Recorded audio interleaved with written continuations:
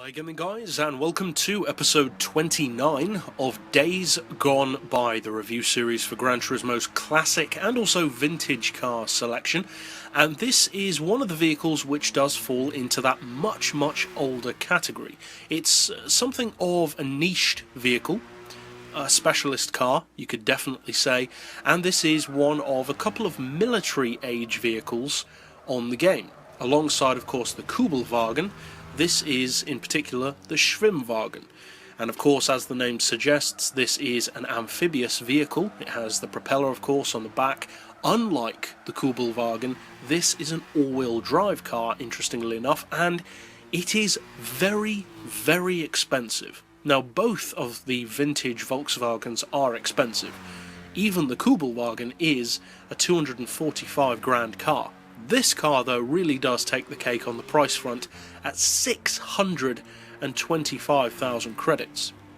Now, with the Kubelwagen, I think the price is, yes, too much, but kind of bearable. In the case of this car, the price is frankly ridiculous.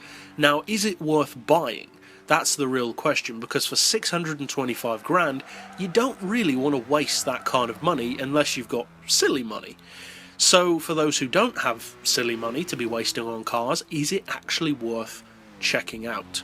Because you've probably seen people use this car, or the Kubelwagen, in online lobbies, and it probably looks pretty quick sometimes. And that's because it is. This and the Kubelwagen are a couple of those vehicles, and we have discussed others like this before, which are faster than their raw spec would suggest.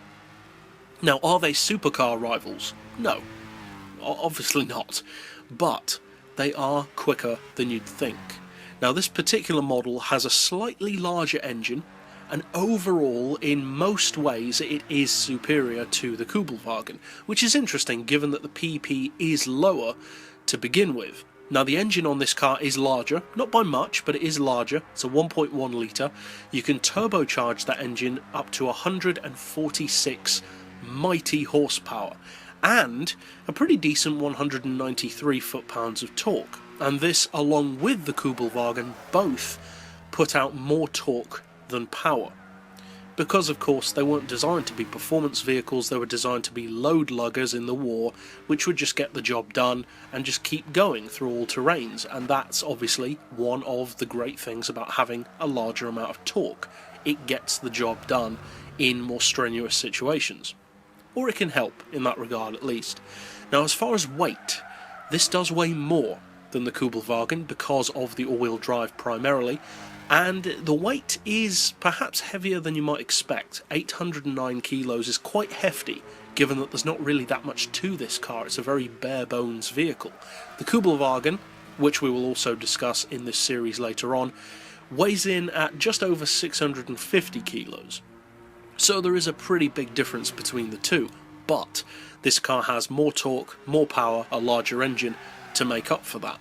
Now, as far as horsepower per tonne, well, it weighs the best part of a tonne at 809 kilos, and it doesn't have a huge amount of power anyway, so it's not going to be that great.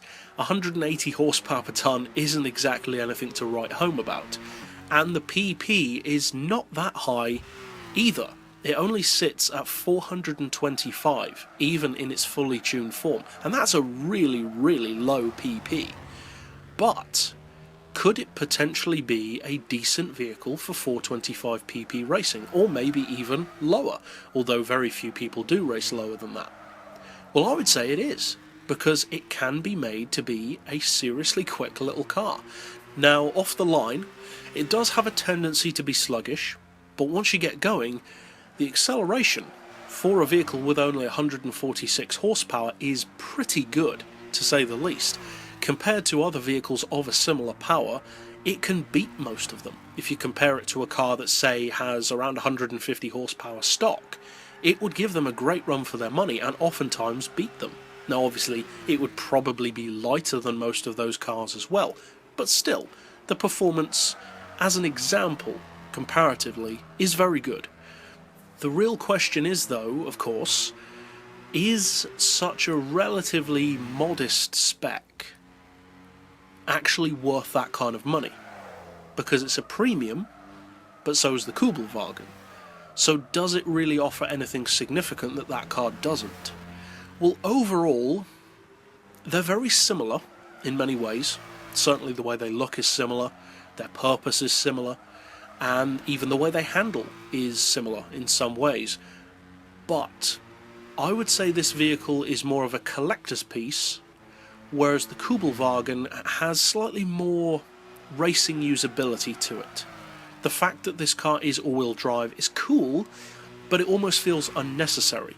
It has so much grip anyway, in the case of the Kubelwagen, that you don't really need the advantage of all-wheel drive. Now obviously this wasn't a performance car and the all-wheel drive wasn't for that, but when you use it for racing, that is ultimately what it's going to be used for.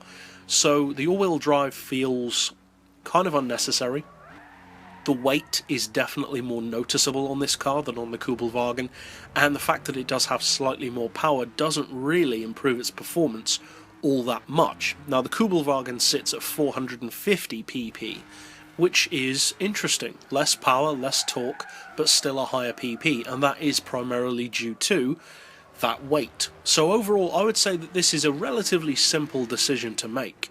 If you're looking purely for performance and value for money, no, you don't need to buy this car.